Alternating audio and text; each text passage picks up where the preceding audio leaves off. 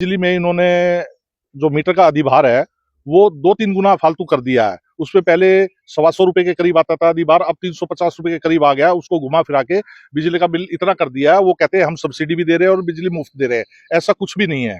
अब की बार ये सरकार हटेगी तब आप देखना कि हाँ कितने घोटाले आपको नजर आएंगे। उसके बाद सारे घोटाले निकल के आएंगे और सारे डिपार्टमेंटों में पता लगेगा कि हाँ वो भी घाटे में है, वो भी घाटे में है, वो इतने घाटे में है, वो उतने कहाँ से लाएगी गवर्नमेंट? 2100 रुपए महीना कहाँ से लाएगी गवर्नमेंट? वो तो कह रही है कि हम तो जो है दिल्ली बहुत बजट है, दिल्ली के पास अभी कोई भी हानि नहीं है, कोई घाटे में नहीं है। सब खो के बाद ले, जीतने के बाद में कोई याद नहीं करता, सब भूल जाते हैं। बीजेपी को है इसका नुकसान। उनको फर्जी की कौन बना रहा है? फर्जी वोटें यही तो बना रहे हैं, और तो कोई नहीं बना रहा। फर्जी वोटें कौन बनाता है? फर्जी वोटें वो बनाएगा जिसको फर्जी वोट चाहिएगी। अगर आज मुझे 10 वोट चाहिए तो मैं अपनी लूंगा ना, फर्जी तो नहीं लूंगा। फर्जी वोटें वही बनाएगा जिसको चाहिए, और फर्जी वोटों से वो जीतेगा। तो फ्री का कुछ भी इस बार जनता बहुत आगे निकल चुकी है, जनता समझ चुकी है फ्री कुछ नहीं है। कि सिसोदिया जी, अन्य जो मंत्री हैं या केजरीवाल जी हैं, क्या अपने बच्चों को सरकारी स्कूलों में पढ़ाते हैं? बात तो ये बड़ी बड़ी करते हैं, हमने ऐसे स्कूल बना दिए हैं, सारे गरीब के बच्चे उच्च शिक्षा पाएंगे, ये करेंगे वो करेंगे। इनके खुद के बच्चे विदेशों में पढ़ते हैं। एक भी मंत्री, एक भी विधायक का आप नाम या एक भी काउंसलर का नाम बता दीजिए जिसका बच्चा सरकारी स्कूलों में पढ़ता है। नमस्कार, आप देख रहे हैं हिंदुस्तान न्यूज जंक्शन और मैं हूं आपके साथ निशु मलिक। दिल्ली विधानसभा चुनाव इन दिनों काफी चर्चा में है।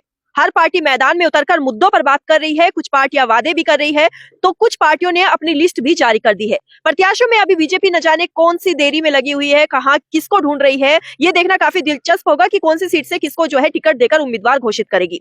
लेकिन फिलहाल नजर डालते हैं उन मुद्दों पर जो इन दिनों दिल्ली के घरेलू मुद्दे हैं, जिन पर अरविंद केजरीवाल ने बड़े बड़े दावे ठोके हैं और कहा है कि वो आम जन को हर सुविधा मुहैया करा रहे हैं। तो यहाँ की इस वक्त हम नरेला विधानसभा क्षेत्र में है और यहाँ के फोकी 2 से कि कौन से जो है सुविधाएं आपको मिल रही है। जो अरविंद केजरीवाल जो सीएम रहे हैं दिल्ली के, उन्होंने कौन से अपने वादे पूरे किए हैं? मैं सबसे पहले हिंदुस्तान न्यूज़ का स्वागत करना चाहता हूं कि आप क्षेत्र में आकर के जन समस्याओं को उठा रहे हैं। आपके चैनल से क्षेत्रवासी भी इन समस्याओं से अवगत होंगे।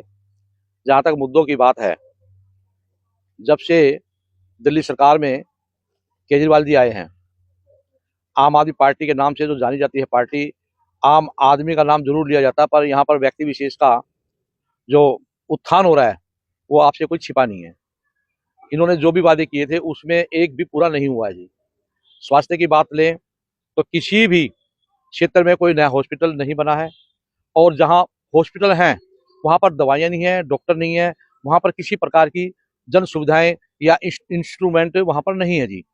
और शिक्षा के क्षेत्र में अगर हम बात करें तो शिक्षा के क्षेत्र में अपने जो सिसोदिया जी थे, जो बड़े बड़े दावे करते थे कि मैं शिक्षा का स्तर बढ़ाऊंगा और शिक्षा को एक उच्च स्तर पर ले जाकर विदेशी नीतियों से अवगत कराऊंगा, परंतु वो शराब के घोटाले में सरगना बना और अपना क्षेत्र छोड़ के वो शराब घोटाले में लिप्त ना हुआ, केवल वो जेल भी गया जी।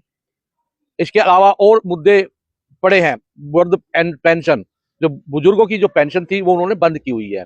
पहले जब नाम लिया था कि हम वृद्धों को पेंशन देंगे, उनका उत्थान करेंगे, ऐसा दूर दूर तक देखने को नहीं मिलता है जी। राशन कार्ड गरीबों के लिए बनाए गए थे जी, गरीबी रेखा से नीचे लोगों को राशन देने की मुहिम चलाई थी, और पिछले 10 वर्षों से राशन कार्ड कोई नया नहीं बनाया जी।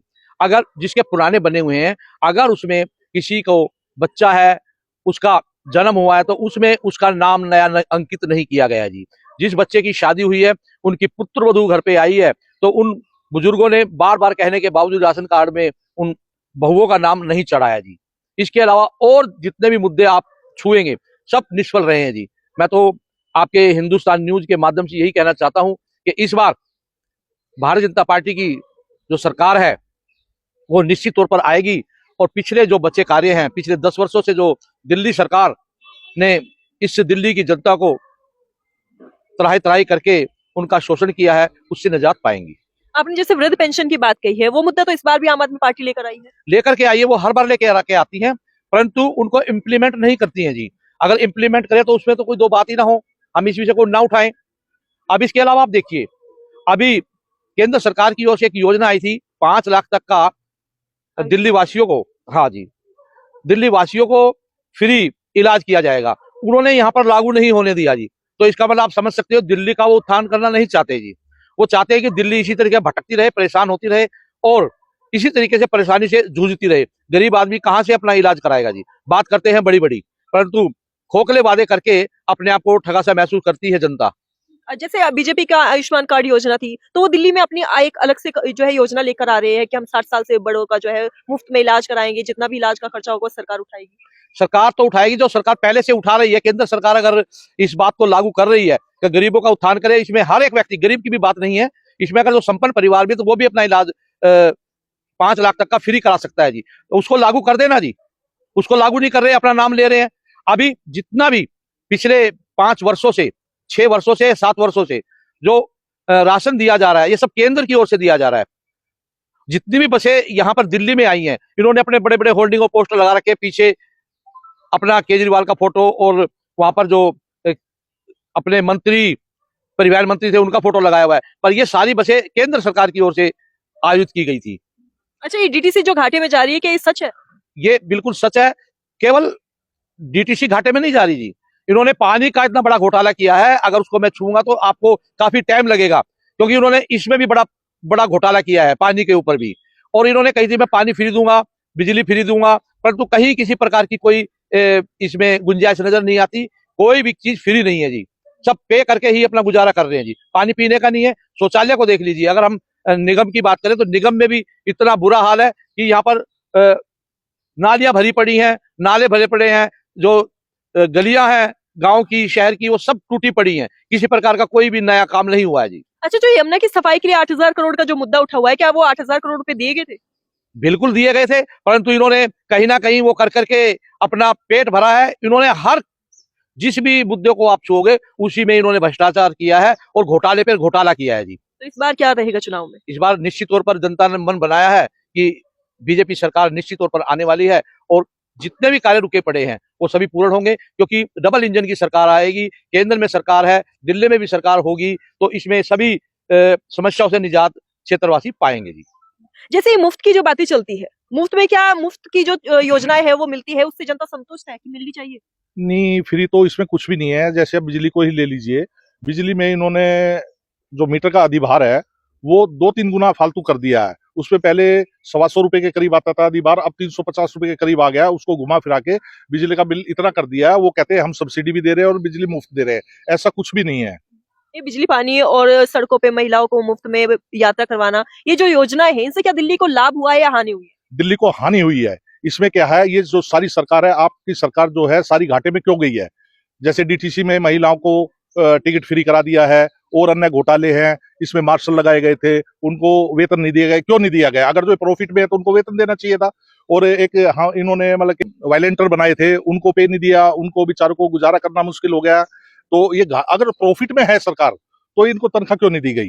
डीटीसी को ले लो, वॉलंटियर को ले लो, यमुना को ले लो, आप जिसको भी देखोगे वो सारे ही घाटे में है। पता नहीं इस पैसे को कहीं बाहर राज्यों में जाके चुनाव लड़ते हैं, क्या करते हैं, किस तरीके से इन्होंने लोगों का बेवकूफ बना रखा है। राशन नहीं मिलता है, बिजली के नाम पे, पानी के नाम पे, सारी जगह घोटाले किए हुए हैं। अरविंद केजरीवाल का एक वीडियो वायरल हुआ है जिसमें वो सरकारी स्कूल के बच्चों के साथ नजर आ रही है, और जिसमें लिखा हुआ है कि अब जो है बच्चों का भविष्य जो है सही हाथों में है। कि सिसोदिया जी, अन्य जो मंत्री हैं या केजरीवाल जी हैं, क्या अपने बच्चों को सरकारी स्कूलों में पढ़ाते हैं? बात तो ये बड़ी बड़ी करते हैं, हमने ऐसे स्कूल बना दिए हैं, सारे गरीब के बच्चे उच्च शिक्षा पाएंगे, ये करेंगे वो करेंगे। इनके खुद के बच्चे विदेशों में पढ़ते हैं।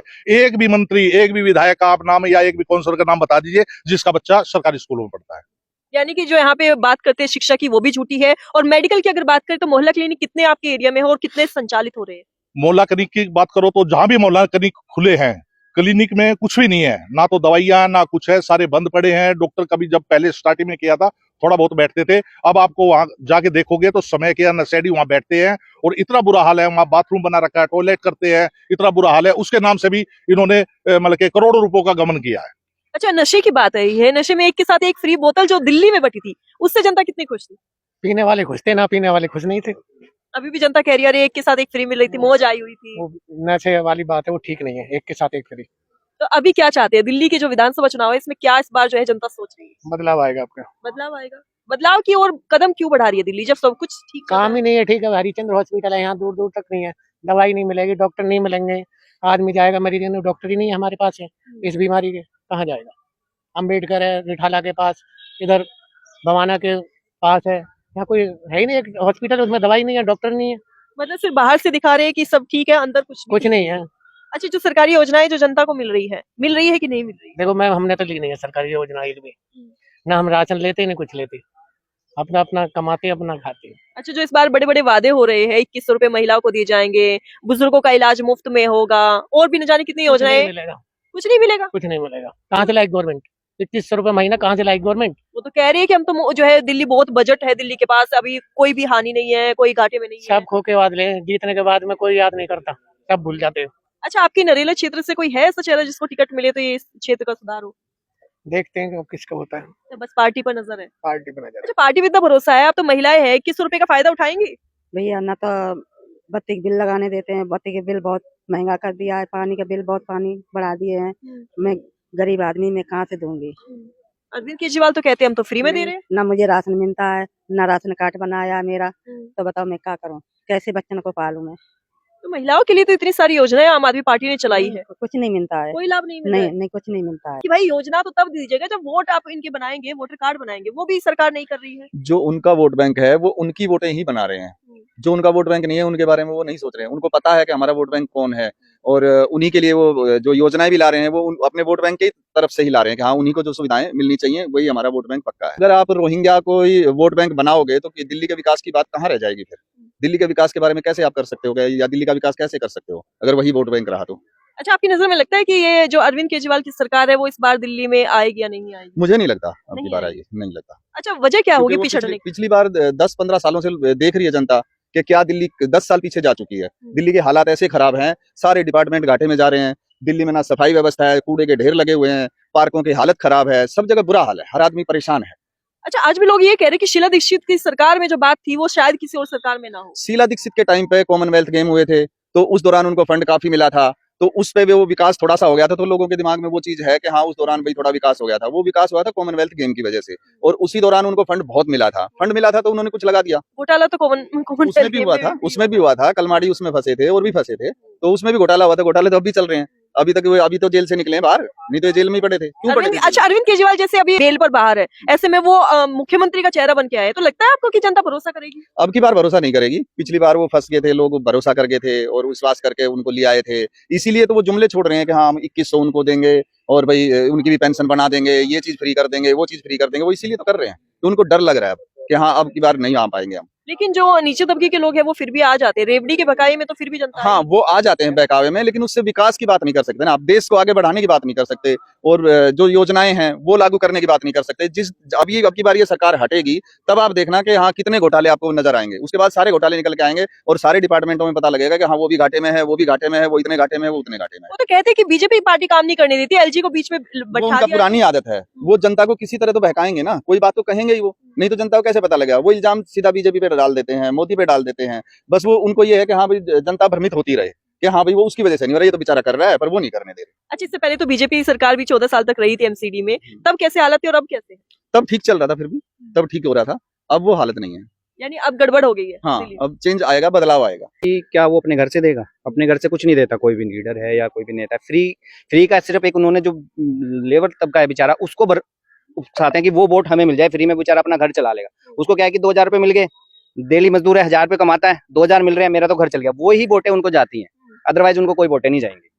और इस बार भी बीजेपी को ही सारी वोटें जाएंगी, क्योंकि फ्री का सबको पता चल चुका है फ्री क्या है। 10 सालों में फ्री क्या मिला है। लेकिन जो ये रोहिंग्या की फर्जी वोट बन रही है, इसका नुकसान तो होगा ना? बीजेपी को है इसका नुकसान। उनको फर्जी की कौन बना रहा? फर्जी वोटें यही तो बना रहे हैं, और तो कोई नहीं बना रहा। फर्जी वोटें कौन बनाता है? फर्जी वोटें वो बनाएगा जिसको फर्जी वोट चाहिएगी।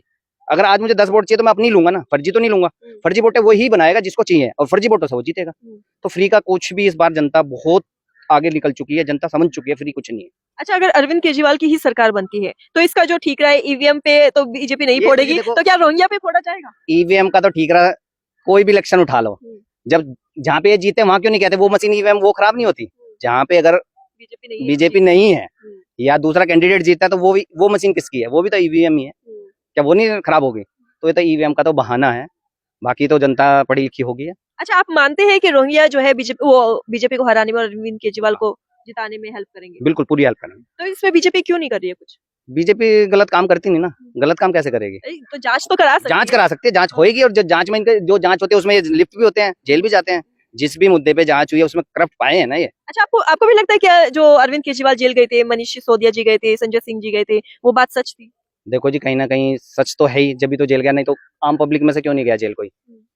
कोई भी बंदा बीजेपी वाले क्यों नहीं जाते हैं? वो क्यों वॉशिंग मशीन की तरह बिल्कुल सफेद करके अपने आदमियों को निकालते हैं? देखो जी, बीजेपी वालों पे भी कोई आज कोई भी आम आदमी अगर किसी बंदे के ऊपर बीजेपी वाले पे उठा दे, वो करके देखो, उस पर आरटीआई लगाए अगर किसी बीजेपी कैंडिडेट पे या किसी पे भी, मैं कहता हूँ छोड़ो पार्टी को, छोड़ो किसी पे भी आरटीआई लगा दे, भाई ये एक बंदा गलत कर रहा है, तो जाएगा वो भी जेल। तो अभी सुना है तक कि हमारे आपके नरेला में जो है मेट्रो की बात चल रही है, मेट्रो का शिलान्यास होने वाला है, तो इस बात जी। को लेकर नरेला की जनता कितनी खुश है? देखो जी, मेट्रो से जनता खुश है क्योंकि ट्रांसपोर्टेशन, प्राइवेट ट्रांसपोर्टेशन यहाँ नहीं है।